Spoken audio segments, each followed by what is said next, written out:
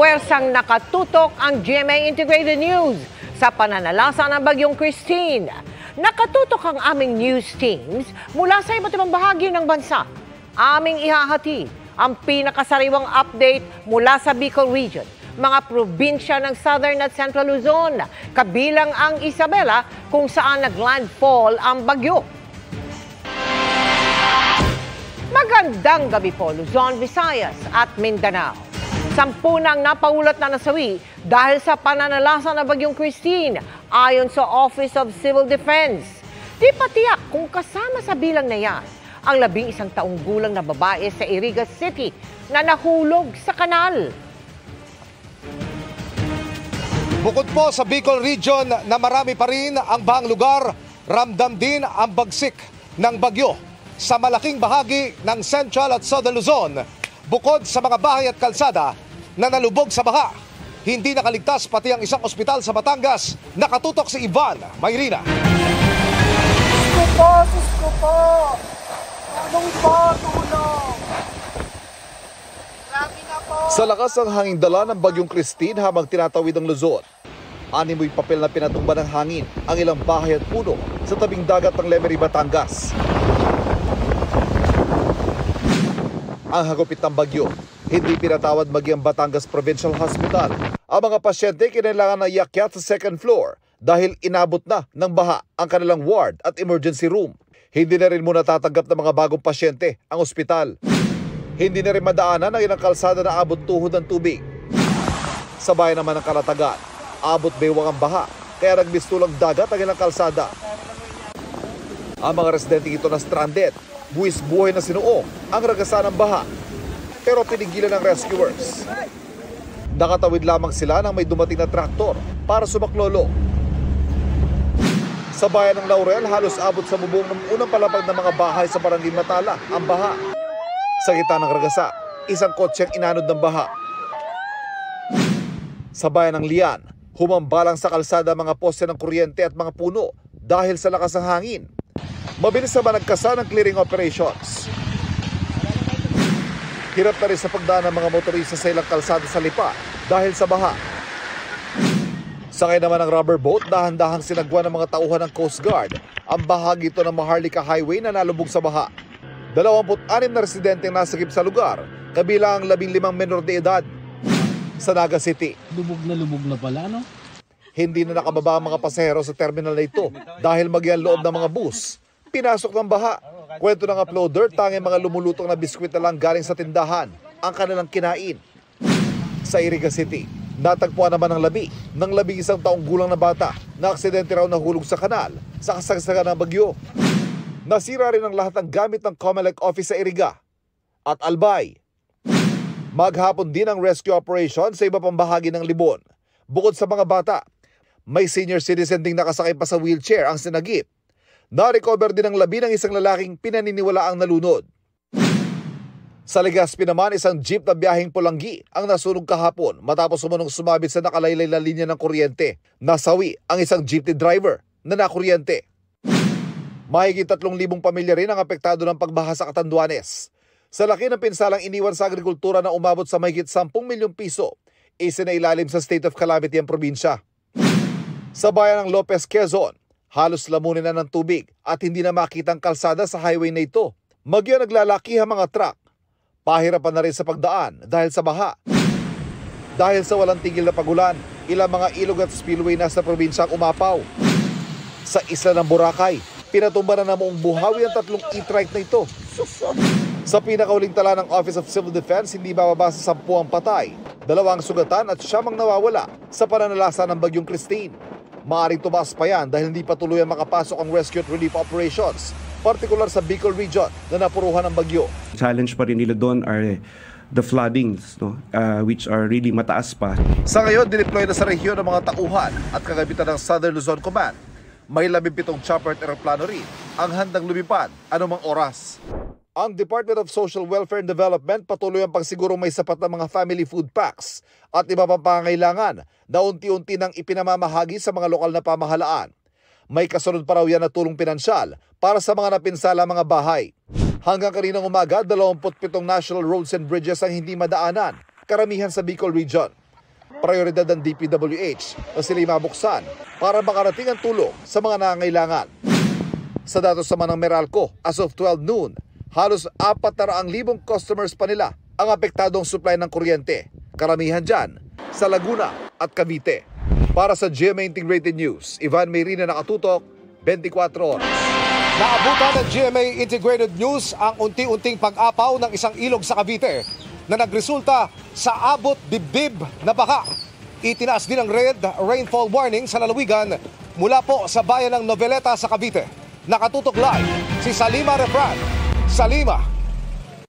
Emil, alam mo, tuloy-tuloy pa rin yung pagbuhos ng ulan dito nga sa Noveleta sa Cavite. At dahil nga sa ulan na yan ay umapaw na yung Ilang River. Makikita niyo sa aking likuran, ito yung Antero Soriano Highway kung saan hindi na halos gumagalaw yung mga sasakyan. Yan ay dahil nga doon sa pag-apaw ng river ay hindi na madaanan yung Noveleta intersection. Kagabi pa inuulan pero tanghali na magsimulang bumuhos ang malakas na ulan ng bagyong Christine sa Cavite. Alas 3 ng hapon ang itaas ang red rainfall warning sa probinsya. Sa lakas ng ulan, mabilis umakyat ang level ng tubig ng mga ilog.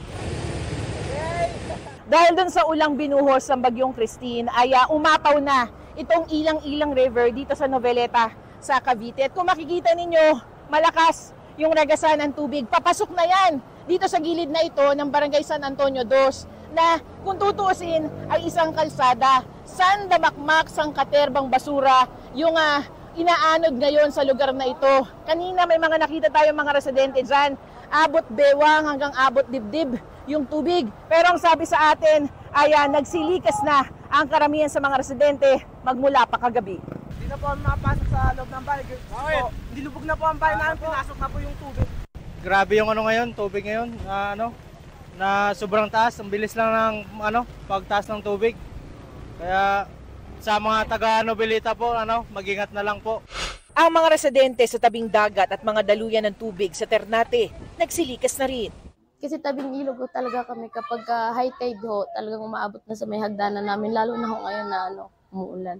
Ayon sa Cavite PDRMO, nasa 500 pamilya ang lumikas magmula pa kagabi. Inaasahan raw na dadami yan sa pagbuhos ng ulan ngayong hapon. Nakabantay naman raw ang DRRMO ng mga LGU para rito. Lahat po ng barangay namin ngayon ay nasa red alert na po at baha na po sa buong bayan ng Noveleta. Pahirap naman sa commuters ang malakas na ulan at baha.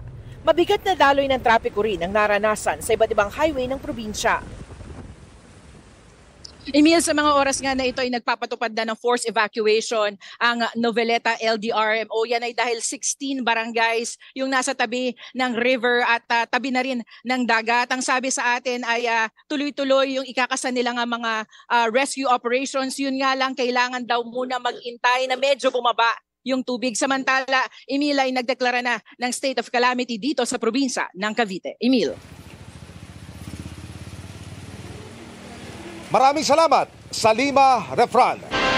Binulaga ng kaliwat kanang baha ang lalawigan naman ng Batangas dahil sa bagyong Christine. Daang-daang pamilya ang inilikas habang may mga bayan pa ring mahirap pasukin sa taas po ng baha.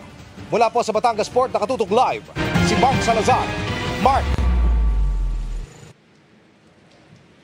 Emil, mula pa kaninang madaling araw hanggang itong buong maghapon na ito, pumailalim sa dilubyo at peligro ang lalawigan ng Batangas.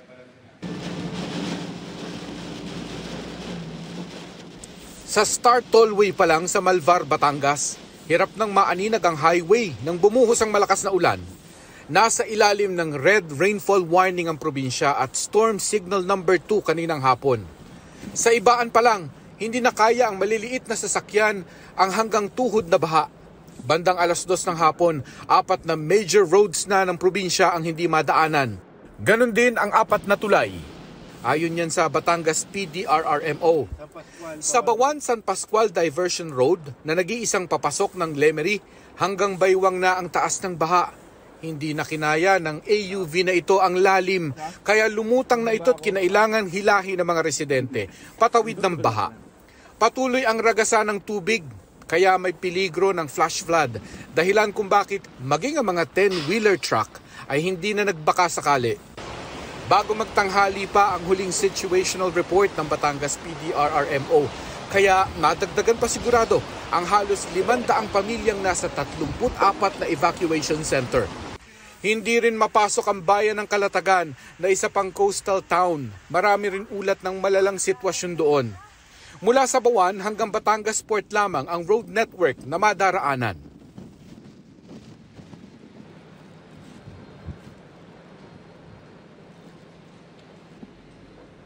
Emil, wala pang senyales na kakalma itong sitwasyon na ito. At bagamat kami nasa storm signal number 1 na lamang, damang-dama naman namin dito, Emil, yung red rainfall warning, ang pinakamataas na babala ng malakas na pagbuhos ng ulan na hanggang sa mga oras na ito ay nagpapatuloy. Emil. Mark, ano ang posibleng maging diskarte ng provincial government, maging ng mga local government units para mapasok yung mga area na ikamoy hindi mapasok kanina dahil pa rin sa baha? Alam mo, Emil, I can imagine kung gaano kahirap yung gawin. Dahil kami, yung news team, sinubok natin at least yung Lemery at Calatagan, dalawang bayan ito na nagtala ng malalang epekto ng bagyo mula sa mga netizens, sa mga residente mismo, ay hindi mapapasok. At hanggang sa mga oras na ito ay patuloy yung ganong sitwasyon at malamang ay pataas pa ng pataas yung tubig baha na aming mga nadaanan. Kalimitan ay mga tulay ito at mga kalsada, mga major roads pa man din ito, Emil. In fact, ang huling situational report ng PDRRMO ng Batangas ay bago pa mag-alas 12 ng tanghali. Yung evacuation centers na kanilang na-establish, 34 na may halos 500, 440 na pamilya ito. Kung saan mga bayan ito ay hindi malinaw at ganun ka-sketchy, Emil, yung situation report dito sa lugar na ito dahil nagpapatuloy ang mga obstruction para sa mga first responders para tunguhin yung mga lugar na nangangailangan ng tulong, Emil. Mark, please, isang tanong na lamang. Doon sa mga area na binabanggit mong isolated, ito ba ay nahatiran ng relief goods o meron bang nakahandang relief packs at relief goods doon sa area para sa mga kababayan nating naapektuhan ng mga pagbaha na ito? Ang mga nakapaglabas pa ng video kanina umaga, Emil, ay karamihan mga taga-Calatagan at Lemery na ang ilang mga pamilya humihingi ng saklolo at ang iba'y nagsasabi na ito'y unang pagkakataon lamang na maranasan nilang umabot sa bubong ang kanilang baha. Pero ito ay mga impormasyong nakukuha lang natin kapag sila'y nakakapag-post sa social media ng kanilang sitwasyon. In as far as the PDRRMO is concerned o yung kanilang responde, ay wala tayong nakukuha pang updated na mga ulat kung ito ba'y natunto na rescue ang dapat i-rescue. Pero kagaya ng sinabi ko, Emil, malamang hindi talaga madali dahil nakita natin sa ground kung gaano kahirap ang mobility sa Batangas itong maghapon na ito. At kahit hanggang sa oras na ito ay hindi kumakalma. At I can imagine hindi pa rin magiging madali na mapasok nila at least ang Lemery, ang Calatagan at ilang parte ng Lian at Lipa, Emil. Ingat at maraming salamat, Mark Salazar. Dahil sa taas ng baha, nagbabangka na mga taga-Baaw sa Camarines Sur para makabili ng pagkain at iba pang pangunahing pangangailangan. Ang latest sa sitwasyon doon, tinutukan live ni John Consulta. John. Mel, not possible sa lahat ng uri ng sasakyan ang isang kalsada sa Baaw, Camarines Sur. Isang kalsada na dinadaanan pag pupunta ka sa bahagi ng probinsya ng Albay. Ito'y dahil na rin sa lagpas taong baha na dala ng Bagyong Christine.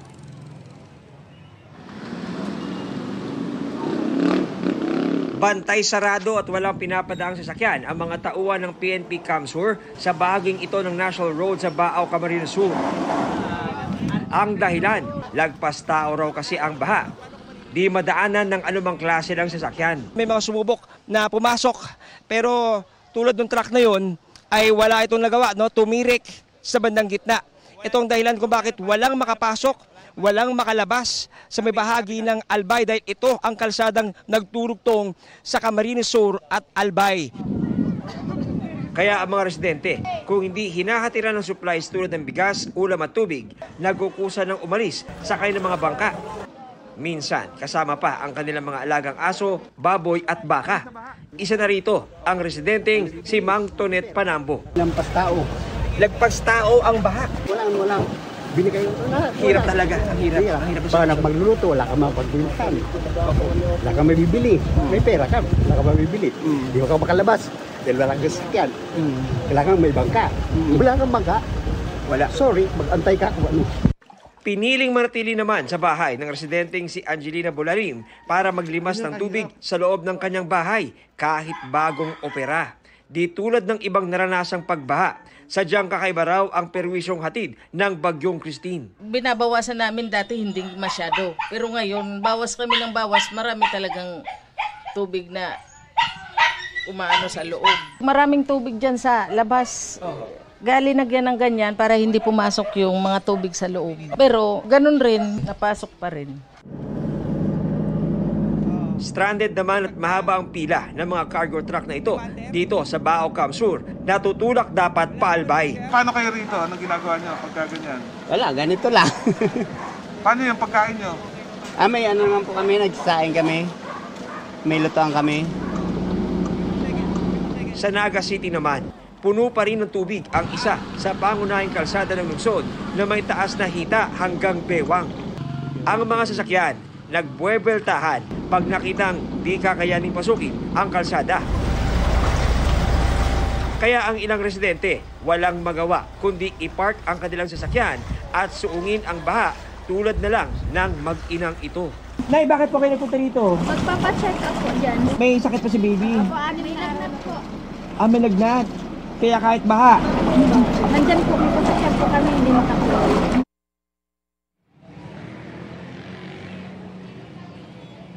Mel, hanggang sa ngayon ay wala pa rin kuryente sa malaking bahagi ng Naga City. Kung kaya naman, malaking bagay talaga ang mga libreng pa-charge tulad ng nasa akin likuran. Para dito nga yun, sa isang establishmento rito sa Naga City para sa mga low-bat na residente rito. At yan muna ang latest mula rito sa Naga City. Balik sa iyo, Mel. Maraming salamat sa iyo, John Consulta. Mel, mula kagabi hanggang ngayong araw ay tuloy-tuloy ang malakas na ulan dito sa Kasiguran, Aurora. Dahilan kung kaya't binaha ang ilang bahagi ng bayan.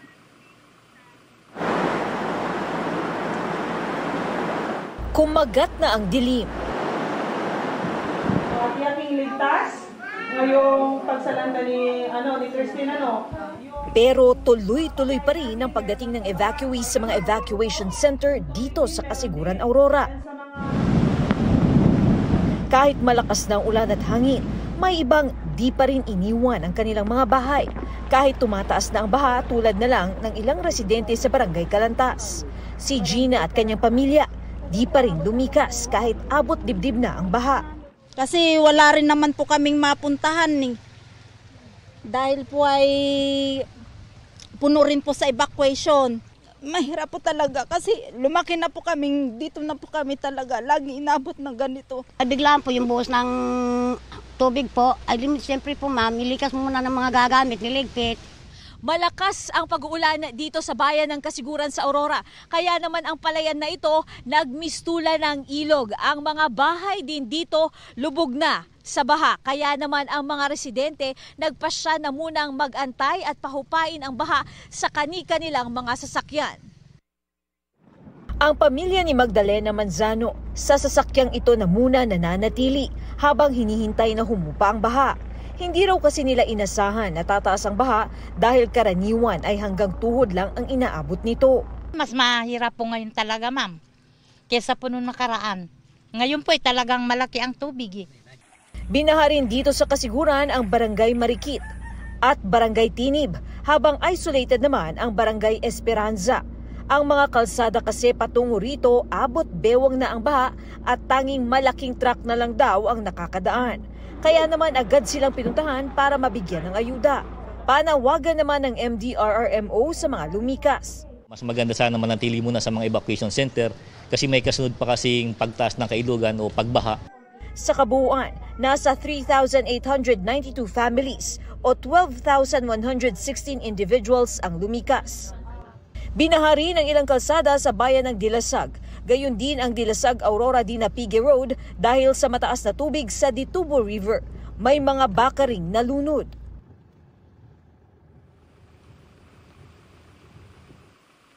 Mel, ayon naman sa PDRRMO, dito nga sa Aurora, wala naman daw naitala na anumang landslide sa buong probinsya kaya passable ang lahat ng daan dito. Wala rin daw naitala na anumang o sinumang nasugatan o nasaktan dulot ng bagyong si Christine. Mel?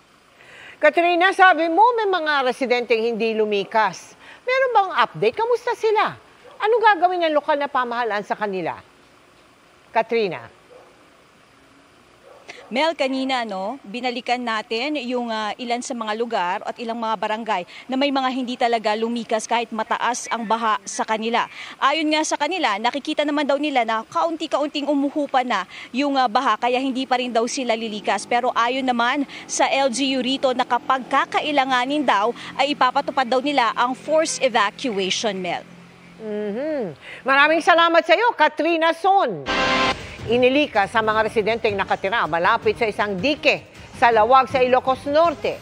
Pinangangambahan ng tuluyang pagkasira niyan, lalo't hindi pa tapos ang pagsasaayos.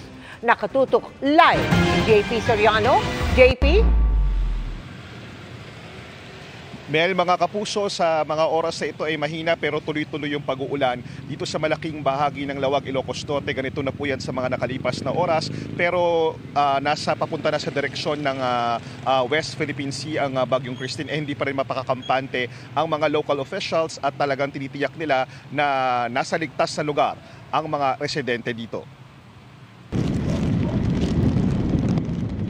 Panakanak ang pag-ulan at malakas na hangin ang naranasan sa buong maghapon sa Lawag, Ilocos Norte, bunsod ng bagyong Christine. Pero bago pa man dumaan ang bagyo, maagang pinalikas ang mga residenteng nakatira sa tabi ng ilog at dike. Katabi po nito yung nasirang dike dito sa tapat ng Padsan River. Ito yung dike na nasira sa kasagsagan ng bagyong Julian na ongoing yung repair pero inabutan nga po ng bagyong Christine. At doon po sa kabilang yun po yung West Philippine Sea. Kaya dito po yung mga nakatira dito, pinalikas sila sa evacuation center sa pangamba nga na magkaroon ng soil erosion.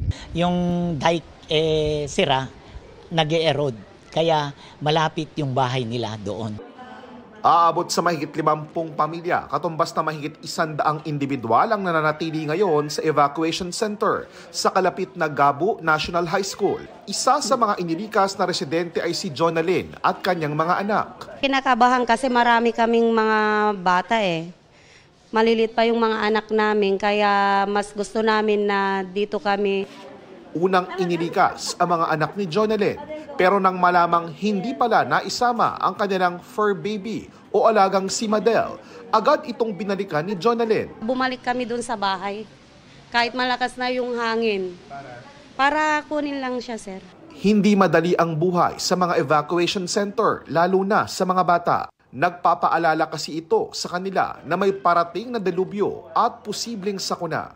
Pero ang ilang magulang sinisikap na maiparamdam sa mga anak na magiging okay ang lahat at lilipas din ang bagyo.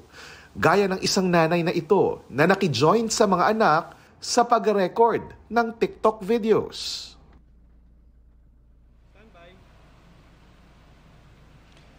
At Mel, yung mga kababayan natin yan na nasa evacuation center ayon sa local officials ng Lawag ay mananatili po sa mga evacuation center hanggat hindi po lumalabas ng Philippine Area of Responsibility ang bagyong Christine. At yan muna ang latest mula rito sa Ilocos Norte. Balik muna sa iyo, Mel. Maraming salamat sa iyo, JP Soriano. Nakapaghatid na ng tulong ang GMA Kapuso Foundation sa ilang lugar na sinalanta ng bagyong Christine. Namahagi ng relief goods ang team ng Kapuso Foundation sa mga taga-barangay Madulaw sa bayan ng Katanawan at sa mga evacuee sa barangay Kanda Ilaya sa bayan ng Lopez. Sa mga Kapuso naman natin sa Bicol Region, paparating na po ang tulong Bagaman pahirapan talaga ang biyahe dahil may mga baha pa rin kalsada at stranded. Sa Sipocot sa Camarines Sur, ang team ng Kapuso Foundation, makakaasa po kayo na matutuloy pagsisikapan talaga ng ating Operation Bayanihan dyan sa Bicol. Bukas, nakatakda na rin bumiyahe patungong Isabela, Cagayan at Batangas ang ibang team ng Kapuso Foundation. Sa mga nais naman makiisa sa ating relief operations, maaari po kayo magdeposito sa ating mga bank account o magpadala sa Cebuana Luwilier. Pwede rin online via GCash, Shopee, Lazada, Globe Rewards at Metrobank credit cards. Magdamag ding inulan ang malaking bahagi ng Metro Manila na nagdulot po ng lapastaong baha. Nakatutok si Marisol Abduraman. Pagod ka? Kasunod ng magdamag na ulang dulot ng Bagyong Christine, nagmisulang ilog ang kahabaan ng Rojas District sa Quezon City. Hindi nakita ang mga kalsada dahil sa lampas taong baha. Kinailangang ilikas ang ilang residente ng Gumamela at Waling-Waling Street kaninang madaling araw. Pero si Neil na nakatira sa likod lang ng ilog, piniling manatili sa kanilang bahay. Ano po ang pinakamataas na inabot po? Ito dito. Ngayon, kagabi? Opo. Ito pinakamataas. Mabilis talaga siya kagabi, mabilis siya. Hindi ganun ka yung mga nararanasan namin dati. Nagmistura ring lawa ang Don Pepe Street sa Barangay Santo Domingo. Sa kalsada, lagpas tao. Sa loob ng bahay namin, dibdib siguro ganun. Kasi dito po lahat ang bagsak ng tubig eh. Kita ang taas ng baha sa loob ng kanilang bahay. Pagkatapos ng baha, putik at matinding dumi at kalat naman ang sumalubong sa mga residente kinaumagahan. Kaya eto, puspusan ang kanilang paglilinis para kahit papano mabawasan ang kalat sa kalsada. Ayon sa Quezon City DRRMO, as of 11 a.m. kanina, umabot sa 3,887 na individual ang inilikas mula sa 18 barangay na binaha sa lungsod. Maghapon ding inulan ang Quezon City. Sa Amoranto Corner, Araneta Avenue naman, may mga tumirik ng truck dahil sa baha. Kaya ang ilang sasakyan nagbalikan na, pero merong ilang sasakyan na nangahas. Para sa GMA Integrated News, Marisol Abduraman. Nakatuto, 24 oras. Sa Baguio, pinangangambahan ng tuluyang pagguho ng isang bahagi ng bundok na dati nang nagka-landslide. Nakatutok doon live si Sandra Aguinaldo. Sandra? Mel, ngayong hapon lamang nga ay isa na namang landslide yung naganap naman dito sa Celestial Village sa Baguio City. Dito po sa aking gilid makikita nyo yan. Ang sinasabi po sa atin ay meron po isang construction na ginagawa dito pero bumigay ang lupa. Yung pong ganyan landslide ay isa sa mga pinangangambahan ng lokal na pamahalaan dahil nga po sa halos walang tigil na pag-ulan ngayong araw na ito. Normal na tanawin sa Baguio City ang mga bahay na animoy nakasalansan sa gilid ng bundok. Kaya ilan sa barangay dito itinuturing na landslide-prone area na mahigpit na binabantayan ngayong panayang ulan. Isa dito ang barangay Lower Quirino Hill.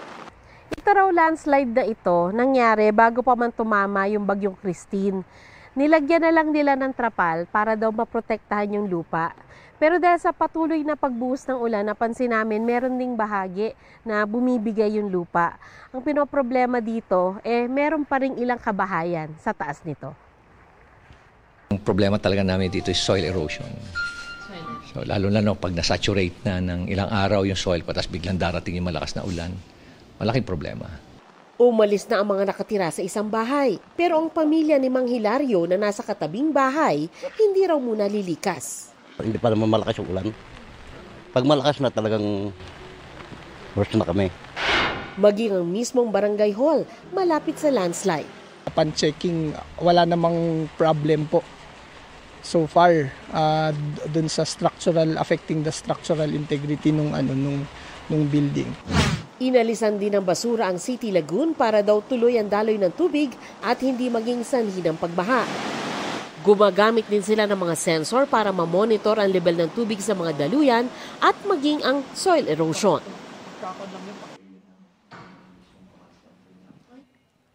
Mel, batay sa paunang impormasyon na nakuha natin, yung tinatayo dito na isang bahay ay katabi lamang nung isang malaki naman na bahay bakasyunan na apektado rin ng landslide na ito. At meron nga pong natabunan pa na isang maliit na backhoe dahil nga po ito ay isang construction site. Sa ngayon po ay tinakpan ng mga tolda itong lugar na ito para hindi masyadong mabasa yung lupa at hindi ito lumambot. Lalo na ngayong araw po na ito, lalo na itong magdamag ang kinabukasan, ay inaasahan po ang patuloy na pag-ulan. Yan muna po ang pinakahuling ulat mula dito sa Baguio City. Mel? Maraming salamat sa iyo, Sandra Aguinaldo. Kapuso, alamin na natin ang update sa Bagyong Christine na tinatawid ngayon ng Hilagang Luzon. Makakasama natin si Amor La Rosa ng GMA Integrated News Weather Center. Amor? Salamat, Miss Mel. Mga kapuso, magiging maulan pa rin bukas dahil po sa Bagyong Christine na ngayon nasa dagat na matapos po nitong tawirin ang Northern Luzon. Bukod po dyan, may 2 low pressure areas sa silangan po ng Pilipinas at isa po dyan posibleng maging bagyo. Huling namataan ang sentro ng Bagyong Christine. Diyan po yan sa coastal waters ng Santa Lucia, Ilocos Sur. Yan po may taglay po itong lakas ng hangin nga abot ng 95 kilometers per hour at pagbugsong papalo naman ng 145 kilometers per hour. Pakanluran po ang pagkilos ito pero mabagal po yung gumagalaw. At kahit nasa dagat na ulit at unti-unting lumalayo sa landmass, nakataas pa rin po ang signal number 3. Diyan po yan sa Ilocos Sur, La Union at pati na rin sa Pangasinan. Signal number 2 naman sa Cagayan, kasama po ang Babuyan Islands, Isabela, Quirino, Nueva Vizcaya, Apayao, Kalinga, Abra, Ifugao, Mountain Province at ganun din sa Benguet. Ganun din po dito sa Ilocos Norte, Aurora, Nueva Ecija, Tarlac, Zambales, Bataan, Pampanga at pati na rin sa Bulacan. Signal number 1 din po dito naman po sa Metro Manila. Signal number 1 po sa atin. Kasama rin po ang Batanes, Rizal, Batangas, Laguna, Cavite, Quezon at pati na rin ang Occidental Mindoro. Kasama rin po dyan, ito po nga bahagi po ng Oriental Mindoro, Marinduque, Romblon, northern portion ng mainland Palawan, pati na rin po ang Calamian, Cuyo at pati na rin ang Kalayaan Islands. Kasama rin po dito, ito pong Camarines Norte, Camarines Sur, Catanduanes, Albay, Sorsogon, Masbate, ganun din ang Ticao at Burias Islands. Signal number 1 din, dito po yan sa Aklan, Capiz, Antique, Caluya Islands, Iloilo, Bantayan Islands, pati na rin po sa Northern Samar at sa northern portion ng Samar. Sa latest forecast track po ng Pag-asa, magtutuloy-tuloy po ang pagkilos ng bagyo. Yan po ay pakanluran dito sa may West Philippine Sea hanggang sa makalabas na ng Philippine Area of Responsibility bukas Biyernes. Pero mga kapuso, may posibilidad na maglupo, umikot po yan. Nakikita po ninyo dito sa ating track, yan po ay babalik ulit malapit dito sa ating PAR. Ayon po sa Pag-asa, dahil po yan sa isa pang mabubuong bagyo sa labas naman ng ating Area of Responsibility. So ito pong low pressure area na huling nakita po 2,465 kilometers silangan po ng northeastern Mindanao. At bukod po dyan, meron pang isang low pressure area na halos katabi lang po nito sa ngayon, mababa naman po ang tsansa nito na maging bagyo. Sabi ng Pag-asa, itong LPA na nagbabadyang maging bagong bagyo anumang oras mula ngayon, inaasahang papasok po yan sa loob ng ating PAR ngayong weekend at posibleng makaapekto sa pagkilos ng Bagyong Christina. Sa wind forecast map ng Metro Weather, makikita po natin na habang unti-unti nga pong lumalapit itong panibagong bagyo na tatawagin nating Bagyong Leon na pagpasok po sa PAR, tila may hila o susunod po dito itong dating Bagyong Christine. Paglabas po yan sa PAR, saglit lang po yan dito sa may West Philippine Sea at agad din pong babalik o iikot at magkakaroon po yan ng interaksyon. Sabi po ng Pag-asa, hindi inaalis ang tsansa na magkaroon po ng tinatawag natin na Fujiwara effect. So maghihilahan o magkakaroon nga po ng interaksyon sa isa't isa itong dalawang bagyo. Pero mga kapuso, posible pang magbago yan sa mga susunod na araw. At dagdag ko na rin, sabi po ng Pag-asa, depende pa rin po yan sa lakas at ganun din sa magiging distansya po sa isa't isa ng dalawang bagyo. Sa ngayon, ang Bagyong Christine ang tanging may epekto po ngayon sa ating bansa. Base nga sa datos ng Metro Weather, posibleng magtuloy-tuloy ang maulang panahon ngayong gabi. Dito po yan sa northern at ilang bahagi rin po ng Calabarzon, ganun dito sa may Central Luzon at sa may Western Visayas, meron pa rin po tayong nakikita na mga matitindi at halos tuloy-tuloy na mga pag-ulan. Meron din po mga pag-ulan bukas ng umaga. Diyan po yan sa may Ilocos Region, ganoon din dito sa may Zambales, Bataan, Pangasinan at iba pang bahagi ng Central Luzon. Asahan din po yan dito sa Mindoro Provinces, Palawan, Panay at San Negros Island. Inaasahan din po natin yan sa ilang bahagi ng Samar and Leyte Provinces, Zamboanga Peninsula, ganoon din po sa Barm at Soc-Sargen. Unti-unti namang mababawasan ang mga pag-ulan bandang hapon at medyo paggabi. Ito po, halos nawala na po yung mga kulay o yan po yung mga pag-ulan na dala ng bagyong Cristina. Pero posible pa rin ulan yan ang malaking bahagi po ng Visayas at ganoon din dito sa ilang bahagi ng Mindanao. Dito naman sa Metro Manila, may tsansa pa rin po ng ulan bukas pero maaaring hindi na kasing tindi ng naranasan po ngayong araw na halos walang tigil at tuloy-tuloy. Sa weekend naman, posible pa rin po ang ulan sa Southern Luzon, ganoon din po dito sa may Visayas at ganoon din po dito sa ilang lugar sa Mindanao. Base po yan sa datos ng Metro Weather. So ito po ay para sa mga naghahanda sa papalapit na undas. Sa Lunes at Martes naman, may tsansa rin po ng mga kalat-kalat na pag-ulan, lalo na po yan pagsapit ng hapon at gabi. Pero mga kapuso, posible pa po yung magkaroon ng pagbabago dito at sabi nga ng Pag-asa, oras na naglapit po itong bagyong Christine at yung bagong magiging bagyo, posibleng maging maulan po ulit sa western dahil po dito sa posibleng pagbabalik ng bagyong Christine at sa eastern portions naman ng ating bansa dahil dun sa bagong bagyo na tatawagin nga natin na bagyong Leon. At yan ang latest sa lagay ng ating panahon. Ako po si Amor La Rosa. Ito ang GMA Integrated News Weather Center. Maasahan anuman ang panahon. Good evening mga kapuso! Umapela ng tulong si Marian Rivera para sa mga kababayan nating naapektuhan ng bagyong Christine. Sa gitna niyan, beyond grateful si Marian sa dagsa ng mga kapusong gustong mapanood ang kwento ni Teacher Emmy sa balota. Makichika kay Aubrey Carampel.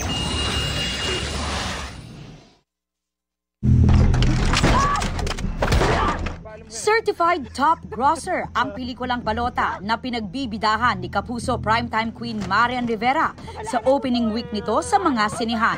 Sa nearly 200 cinemas, maraming screenings ng pelikula ang sold out. Nakakataba ng puso dahil ang daming Pilipinong sumuporta sa pelikulang ito. Para mas marami ang makapanood, lalo na ang mga guro at estudyante, may special rate sa mga piling sinihan ang Balota. Para sa kanila itong kwento na to, inaalay natin sa lahat ng teachers talaga. Bukod sa theatrical run dito sa bansa, nag-premiere din ang Balota sa 44th Hawaii International Film Festival. Overwhelmed si Marian sa mga kaibigan at celebrities na sumuporta at nanood. Alam niyo na kung sino kayo guys. Salamat. Grabing suporta na ibinibigay talaga sa Balota. Now on its second week at sa kabila naman ng masamang panahon, marami pa rin ang patuloy na nanonood sa mga sinihan ng Balota. Kaya naman si Teacher Emmy may paalala sa lahat ng moviegoers. May bagyo talaga ngayon at marami talagang nasalanta talaga na kung sana ay mag-ingat sila. Tingnan natin kung ano pwede natin extend na tulong para sa mga kababayan natin. At kung lalabas man sila at manonood ng Balota, ay naku, mag-ingat sila. Mag-ingat at pasasalamat pa rin sa suporta nila. Kahit anong mangyari, nanonood pa rin sila. Aubrey Carampel, updated sa showbiz happenings. Hirap pa rin makapasok at makalabas sa Kabikulan dahil lubog sa baha ang ilang bahagi ng Maharlika Highway sa Quezon. Nakatutok doon live si June Veneracion. June. Emil, dahil madilim na yung kalsada at mataas pa rin yung baha, ay naglabas na ng utos ang lokal na pamahalaan ng Lopez, Quezon na ipinagbabawal na ang pagdaan ng lahat ng uri ng sasakyan, maliban na lang yung mga rescue vehicle dito sa Maharlika Highway. Kaya naman pila-pila na yung mga stranded na sasakyan ng mga pasahero at motorista na pabiyahe sana papuntang Bicol.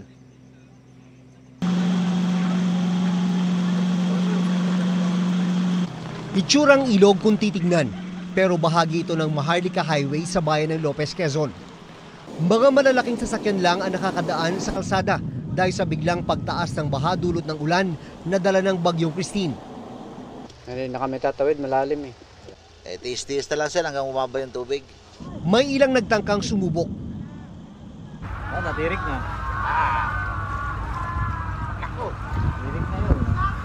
Ang mga gustong makasiguro, nagbabayad ng balsa para iwas tirik at mas malaking gastos.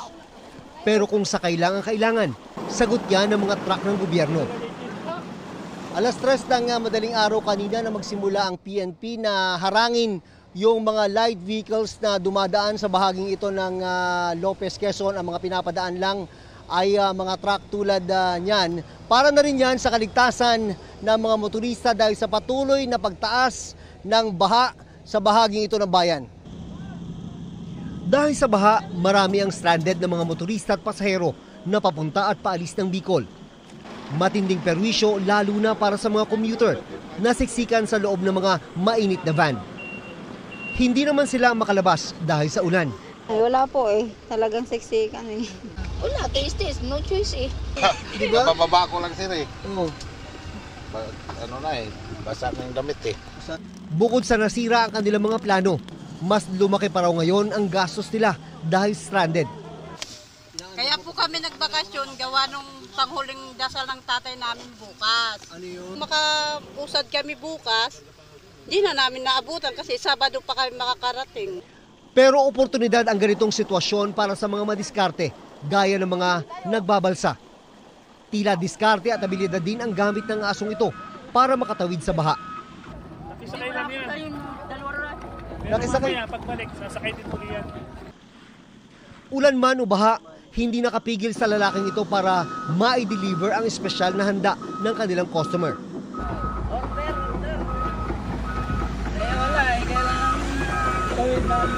Ano po yan? Ano po yan? Birthday cake.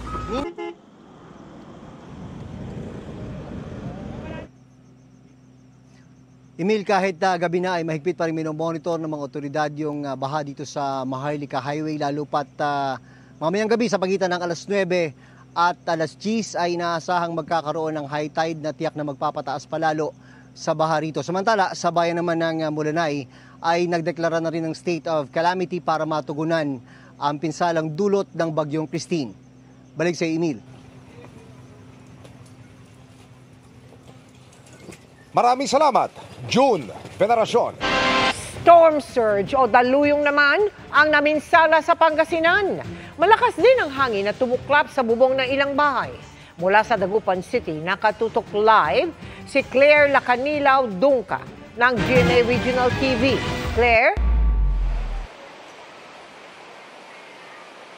Mel, ngayong araw nakararanas pa rin ng malakas na hangin at ulan na bunsod ng bagyong Christine kaya binaha ang ilang pangunahing kalsada sa Dagupan City. Sumabay ang high tide sa ulang dala ng bagyong Christine. Resulta, binaha ang ilang pangunahing kalsada sa Dagupan City. Apektado tuloy ang ilang negosyo na pinasok ng tubig. Yung mga basura, ma'am, naiiwan po kasi dito.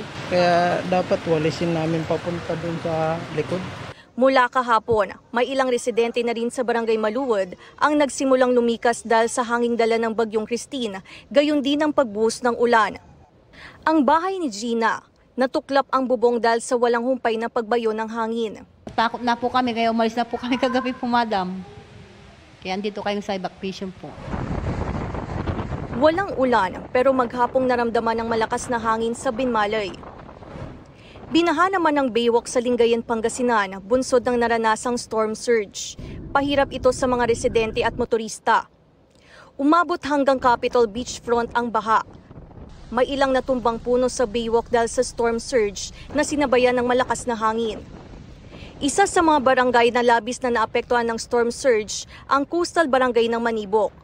Aabot sa 333 individual ang inilikas sa Narciso Ramos Gym dulot ng storm surge.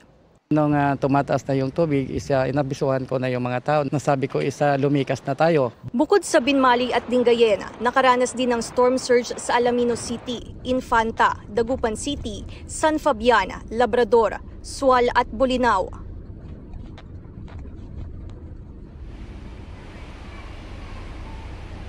Mel, dito sa Barangay Maluwad sa Dagupan City, posible pang madagdagan ang bilang ng mga evacuees dito sa evacuation center dahil nararanasan pa rin ang malakas na hangin at ulan. Patuloy pa rin ang pag-iikot at monitoring ng otoridad ukol sa lagay ng panahon at namahagi na rin sila ng relief goods sa mga apektadong residente sa lungsod. Mel. Maraming salamat sa iyo, Claire Lacanilaw Dungka ng GMA Regional TV. Wala pa rin klase sa ilang lugar bukas, October 25, dahil sa bagyong Christine. Walang pasok sa lahat ng antas. Sa mga pampubliko at pribadong paaralan bukas, sa Las Piñas, Mandaluyong, Marikina, Muntinlupa, Parañaque, San Juan, pati sa Quezon City, Manila City at Antipolo. Suspendido rin ang number coding sa Metro Manila bukas ayon sa MMDA. Abot liig ang baha sa bayan ng Milaor sa Camarines Sur. Kaya marami ang stranded sa daan. May naging emosyonal pa nga dahil hindi makakaabot sa kaarawan ng ama. Nakatutok si Ian Cruz. Pinatigil ng baha dulot ng bagyong Christine ang galaw ng mga sasakyan sa Maharlika Highway, sakop ng San Fernando, Camarines Sur.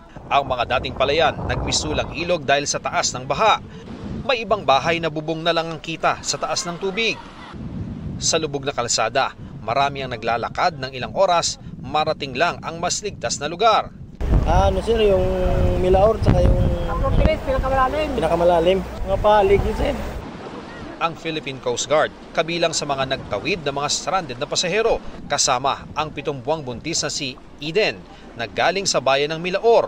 Kwento ni Eden, ilang araw na sila sa rooftop ng kapitbahay, pero kanina muntik pa raw malagay sa panganib ang buhay nilang mag-asawa at 2 taong anak na si Sofia. Muntik po kasi kami maanod kanina. Malakas po yung agos, walang ganong sakayan. Hindi po kaya ng bangka. Giniginaw at pagod na si Eden kaya tinulungan na namin siyang kargahin si Sofia tungo sa mas tuyong lugar. Ang mataas na baha pumerwisyo sa maraming motorista. Si Mang RV at pamilya, 2 araw na raw stranded. Sobra po, mahirap po. Unang-una po pag magsi-CR, tapos yung pagkain po namin, wala na kaming budget. Ang babaeng ito naman, naiiyak dahil hindi makauwi sa Tabaco Albay para sa 95th birthday ng ama. Ang mga kapatid niya raw umuwi galing Canada, sa Milaor naman na stranded. 95th birthday po ng Daddy, happy birthday Daddy, kahit nandito kami. Hanggang sa mga sandaling ito dito sa San Fernando, dito sa Camarines Sur ay talagang napakalakas ng hangin na nararamdaman natin. Nakaakibat pa rin ng pagdaan ng bagyong Christine. Pero higit po dyan, kilometro na ang pila ng mga sasakyan dito sa lugar na ito na pangunahing daan ng mga papuntang Naga City, papuntang Albay at papuntang Visayas at Mindanao na hindi po sila makadaan dahil ayon sa mga residente dito, napakataas ng baha na umaabot ng lagpas tao. Sa gitna ng kalamidad, umuusbong naman ang pagiging matulungin ng mga Pinoy at may namamahagi ng pagkain sa mga stranded. Kami yung na-stranded, ito rin yung hahanapin namin, pagkain. In-encourage ko po ang lahat na taga rito, mag-donate po kayo ng pagkain. Patuloy po kami nag-a-assist sa mga pasahero at ng LGU naman po, patuloy po nagbibigay sila ng mga pagkain na libre. Ayon sa San Fernando LGU, lahat ng kanilang barangay ang binaha kung saan mahigit 27,000 na residente o higit 10,000 na pamilya ang apektado. Bago gumabi, dumating na rin ang mga asset ng Philippine Red Cross na gagamitin sa pagre-rescue sa iba't ibang lugar dito. Para sa GMA Integrated News, Ian Cruz, nakatutok, 24 oras. 22 barangay sa Isabela ang nalubog sa baha kasunod ng paglandfall doon ng bagyong Christine. May mga tulay at kalsadang hindi pa rin madaanan. Nakatutok si Jasmine Gabriel Galban ng GMA Regional TV. Jasmine. Emil, aabot na sa 10,800 individuals ang nasa mga evacuation center sa probinsya ng Isabela. Halos maputol ang mga sanga ng puno sa ilang lugar sa Isabela dahil sa magdamag na pagbayo ng malakas na hangin, kasabay ng buhos ng ulan na nagtuloy-tuloy hanggang kaninang umaga. Alas 12:30 ng madaling araw, tumama sa kalupaan sa Divilacan, Isabela ang sentro ng bagyong Christine. Dahil sa sama ng panahon, nawalan ng supply ng kuryente sa ilang lugar sa probinsya. Mahirap po ma'am, mas lalo na kapag Pag walang tubig yung pinagdaanan namin, apektado po lahat. Pagsapit ng umaga, makikitang epekto ni Bagyong Christine. Pinadapa ng bagyo ang mga pananim na palay ng magsasaka sa bahagi sa bayan ng Tumawini. Bandang alas 8 ng umaga, nagsimulang umapaw ang Pinakanawan River. Mabilis ang pagtaas ng baha mula sa mga taniman at mga kalsada. Dali-daling inilikas ng mga magsasaka ang mga alaga nilang baka. Dahil po mabaha naman. Oo, kaya kailangan. Tuloy-tuloy ang pagpapalikas ng otoridad sa mga residenteng nakatira sa mga low-lying area. Nagkasalubong na ang Pinakanawan River at saka Cagayan River. So yung low-lying barangays namin, very critical na. Kaya andito kami ngayon sa evacuation center para magbigay na ng food packs para sa mga evacuees namin. Sa Tumawini, mahigit 4 na rang individual nang inilikas. Malakas, ma'am. Oo. Tapos? Kaya nga nag-aalala ako. Mga anak ko. Bakit po yung mga anak ninyo? Sila naiwan. Naiwan sila doon, ma. Binahari ng City of Ilagan. May mga nagtayo ng tent sa gilid ng kalsada. Hanggang sa ma'am, dyan sa bubong, ma'am. Basta safety yung mga bata. Mas maayos na ang lagay ng panahon dito sa Ilagan City, Isabela. Pero ang problema ng mga residente ay lubog na sa baha ang karamihan sa mga bahay, partikular sa may barangay Santa Barbara Circumferential Road, matapos nga na umapaw ang ilog dito sa syudad. At ito nga mga kapuso, ipakita ko lamang yung mga bahay. Halos abutin na po yung bubong ng ilan sa mga bahay dito sa lugar. Ayon sa CDRRMO, 22 barangay sa Ilagan ang lubog sa baha, habang 10 barangay ang hindi na mapasok dahil sa taas ng baha. Puwersahang inilikas ang mga residente. Because of the rain na dumaloy, na na-receive ng upstream natin na bumaba sa amin ngayon, biglang tumaas po ang aming Pinakanawan River. So it's a main tributary of our Cagayan River. Sa monitoring ng PDRRMO, 7 overflow bridges sa probinsya ang hindi pa rin madaanan. Wala pa ring supply ng kuryente sa ilang lugar. Emil, sa ngayon wala pa ring supply ng kuryente ang ilang lugar sa probinsya ng Isabela, especially yung mga barangay na lubog pa rin sa baha hanggang sa ngayon. At kahit nga gabi na ay tuloy-tuloy pa rin yung distribution ng food packs ng iba't ibang LGU sa mga apektadong residente sa probinsya ng Isabela. Emil? Maraming salamat, Jasmine Gabriel Galban ng GMA Regional TV. Samantala, malawakan ng pagbaha dito po sa Bulacan na dulot ng pinagsama-samang epekto ng Bagyong Christine, high tide at pagpapakawala ng tubig ng 2 dam reservoir. Narito ang aking pagtutok. Hindi naging biro ang biyahe sakay ng bangka ng mga taga-parokya ng Santa Elena patungo sa Island Barangay ng Tibagin dito sa Agonoy, Bulacan dahil sa lakas ng ulan at hangin. Tumulak doon ang mga taga-simbahan para magdaos ng banal na misa at prosesyon para sa kapistahan ni San Rafael Arcangel. At kahit masama ang panahon, dinagsa ng mga tao ang selebrasyon. Hindi po natinag yung pananampalataya ng mga deboto ni Apo Api dun sa isla ng Tibagin. Maski po malakas ang ulan, maski malakas ang hangin. Pasado alas 12 ng hating gabi, naramdaman ang malakas na pag-ulan dito sa Hagonoy. 3 simbahan ang pinasok ng tubig. Isa rito ang Santa Elena Church. Kaya po bumahan ng gano'n na hindi natin inasaan ang laki ng tubig kanina dahil po sa high tide at sinabayan po yun ng hanging habagat at ng ulan po na dulot ng Bagyong Christine. At gayon din po yung pagpapakawala ng tubig mula sa Ipo Dam. Ang parokya naman ng San Jose, kahit iniangat na ang mga upuan at luhuran, tuloy pa rin ang church activity at ang mga deboto deadma kahit baha.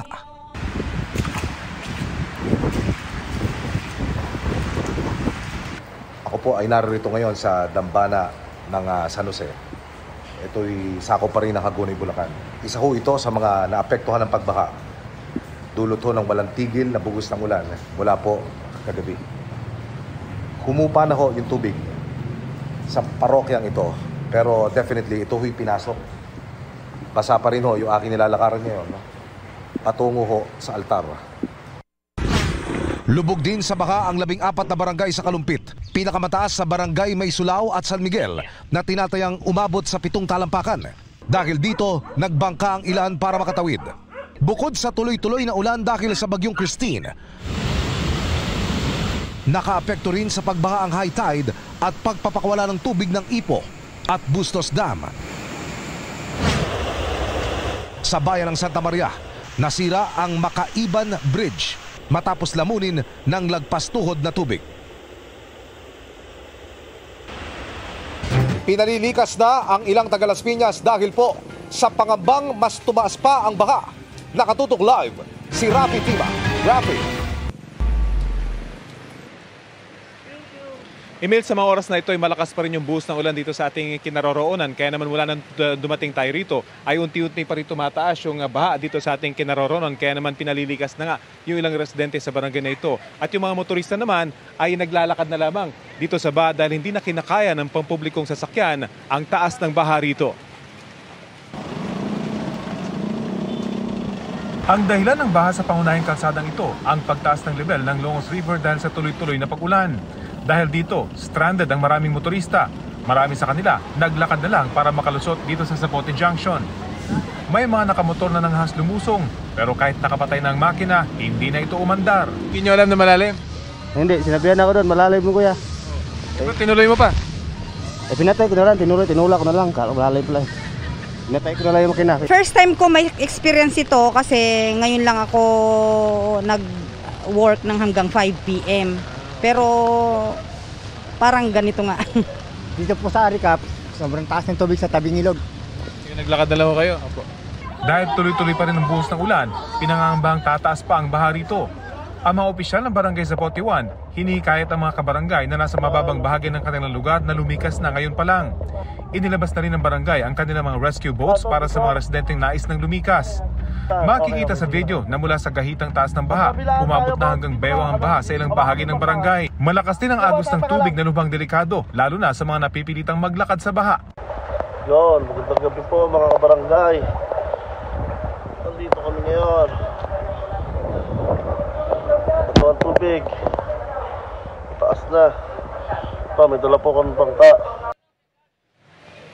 Emil, muling paalala nga ng mga opisyal ng barangay dito ay makinig sa balita at makinig sa kanilang mga abiso dahil mula nang dumating kami rito ay mula 2 hanggang 3 talampakan na yung itinaas ng baha rito at kung ganito na tuloy-tuloy pa rin yung buhos ng ulan ay posibleng patumaas ang baha rito sa mga susunod na oras. Yan ang latest mula dito sa baha at dinamadaan ng Zapote Junction. Emil? Maraming salamat, Rafi Tima.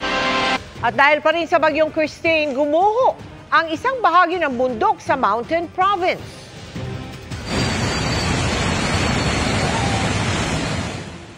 Napatras na lang ang sasakyan niyan sa bayan ng Natonin. Bigla kasing rumagasa sa harap ng kotse ang pinaghalong putik at bato mula sa bundok, bunsod ng mga pag-ulan. Ligtas namang nakaalis ang naturang sasakyan. Pagkala, katatanggap lang po namin ang balitang ito, idineklara ang state of calamity sa buong probinsya ng Cavite. Naniniwala ang ilang miyembro ng Quadcom ng Kamara na mas mainam na mag-inhibit sina Senador Bato de la Rosa at Senador Bongo sa pagdinig ng Senado sa Duterte drug war kung saan sila iniuugnay. Si De La Rosa ang PNP chief noon ni Duterte nang unang ipatupad ang gera kontra droga, habang sigaw naman ang special assistant to the president. Si De La Rosa sinabing hindi niya raw yan gagawin at magtatanong pa umano siya sa pagdinig ng Senate Blue Ribbon Committee. Sabay niyan, ginit din niyang hindi niya pinagsisisihan ang pagpapatupad ng Oplan Tokhang. Kung maaari, yung mga naakusahan ay mag-inhibit, no? Let the process take its course, ika nga. Kung ikaw ang mag-iimbestiga dun sa nag-akusa sa iyo, teka muna. I don't care kung sino masasaktan sa aking pananalita, basta ang habol ko lang dito sa katotohanan, lalabas ang katotohanan. I don't care. I don't care kung ano sabihin nila. At yan ang mga balita ngayong Huwebes. Ako po si Mel Tiangco para sa mas malaking misyon. Para sa mas malawak na paglilingkod sa bayan, ako po si Emil Sumangil. Mula sa GMA Integrated News, ang News Authority ng Pilipino. Nakatuto kami 24 oras.